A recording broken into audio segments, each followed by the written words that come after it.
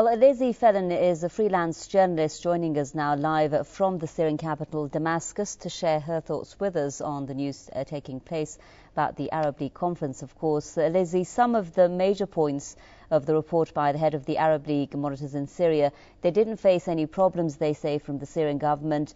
Violence has subsided, they say, despite claims by the armed opposition, and the fact that the opposition are armed, that there were exaggerations over the way the monitors conducted their mission. So overall, how do you see the report? Well, of course, there are, from the Syrian government's point of view, some positive things that have come out of the report. But overall, they're not very happy with the report because, of course, they have recommended that the president hand over power to the deputy, and the Syrian government has called this a blatant violation of their sovereignty. Of course, there is a political process happening here in Syria. Just a couple of weeks ago, the president announced reforms, including a new constitution that would be put to a referendum in a very short space of time. And while the Arab League has said that violence has subsided since the observers have been in the country, it's difficult to know what they are comparing it to, because before they arrived, the only reports about supposed government violence on supposed peaceful protesters was coming from unverifiable sources, and actually the majority of them were coming from an organization called the Syrian Observatory for Human Rights, which is based in London, and it's a very dubious organization.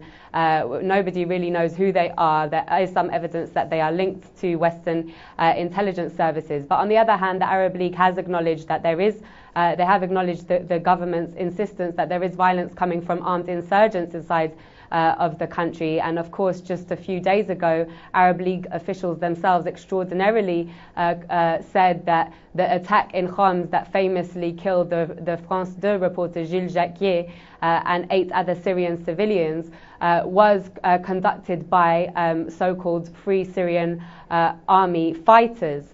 So that was an extraordinary admission, and there was also an admission of that by the French.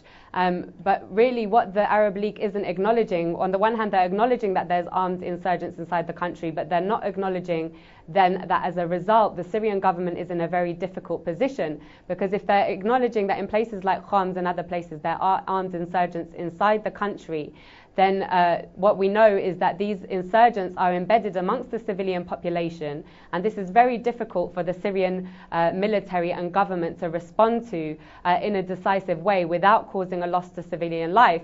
So on the one hand they're calling for no action by the Syrian army, but on the other hand they're acknowledging that there is a real threat to the civilian population and army and police by armed insurgents. So really one must ask what the recommendations are that the Syrian state should do in the face of that problem. And then of course the other thing that came out of this report is that the Arab League observers said that they've been under a lot of pressure by the international media, and really there is very much a feeling here that there has been a huge media war conducted against Syria, and that actually if the media, especially channels like Al Jazeera and others, wouldn't have been involved in this crisis, then actually it would have been over a long time ago. So there is actually an admission there that they have been under a lot of pressure to say actually not the truth about what is happening in Syria, but what international media organizations like Al Jazeera, which of course is funded by the state of Qatar, that famously has called for troops to intervene in Syria. But really now the Arab League must be very careful that while that they stick to the peace plan that was accepted by the Syrian government when they entered the country, and that they don't go into the dangerous waters of violating the sovereignty of Syria and respond to pressure by some forces to hand over more influence to the United Nations Security Council, which was, as we know from the Libya example, is a slippery slope to military intervention and war against Syria, which of course can never be a good thing for the Syrian people. Now, Lizzie, if you could just briefly also tell us before we run out of time, Saudi Arabia, we know, has now it says it's going to withdraw from the Arab League mission in Syria, claiming that the monitors have failed. Now, does this withdrawal mean that the Saudis were unsuccessful in getting what they wanted, and what could that be? Sorry, I didn't hear the last bit of your question. Yeah, Lizzie, I'll just repeat that again. With Saudi Arabia saying that it's going to withdraw from the Arab League monitoring mission, what does this imply? Does it mean that the Saudis believe they've been unsuccessful in getting what they wanted from this observer mission? Yeah, absolutely. Well, from the beginning, it's been clear that all that the Saudis want is a Libya-style military intervention in Syria. So far, they have been unsuccessful because of the Russian and the Chinese veto at the United Nations Security Council a few months ago. So now all what they're doing, the Arab League isn't quite saying, the observers aren't quite saying what they want them to say. They're being a little bit more objective than we expected. So actually what they're doing is they're throwing their toys out of the pram. They're trying to take away any legitimacy of any kind of objective analysis about what is happening inside Syria.